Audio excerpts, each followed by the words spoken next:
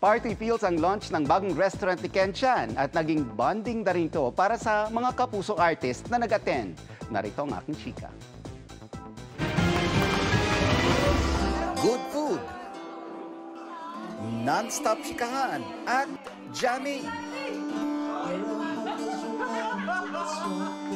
Ganyan ang bonding ng Kapuso Stars na nag-attend ng opening ng 7th restaurant ni Sparkle Star Ken Chan sa Quezon City.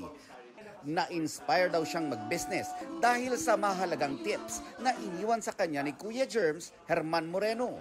Sabi niya sa akin, pag-ingatan ko yung kinikita ko and as much as possible kung meron ako maitatago, itago ko para in the future makapag-put up ako ng sarili kong business. Sobrang masaya ako kasi natupad ko yung pangarap sa akin ni tatay, ni Kuya Germs, na magkaroon ng sariling business. Isinare din niya ang words of wisdom ni Kuya Germs sa kanyang mga kapwa-artista tulad ng kanyang abot kamay na pangarap co-star na si Jillian Ward. Sobrang hardworking po ni Ken Chan. Lagi niya sinasabi sa akin na dapat hindi ka lang nasa showbiz industry, kaya mo rin yung iba, mag-business ka for the future.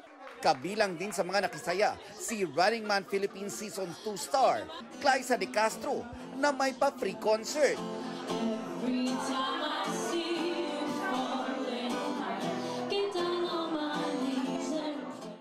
Jiri na kumanta si Doc Annalyn.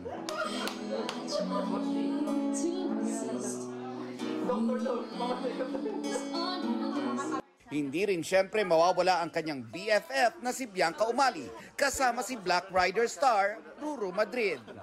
I'm very, very happy because isa to sa mga pangarap ko ang magkaroon ng steakhouse. Ngayon, natupad na. Masayang-masaya ako para kay Ken kasi pinaghirapan niya lahat to. Tsaka deserve yun to. Pagkatapos ng lahat ng mga pinagdaanan niya. Bukod sa success in business, may other wish pa si Bianca for her bestie. The right one will come. Mga kapuso, patuloy na tumutok sa mga balita. Mag-subscribe sa GMA Integrated News sa YouTube. Sa mga kapuso abroad, samahan niyo kami sa GMA Pinoy TV at www.gmanews.tv.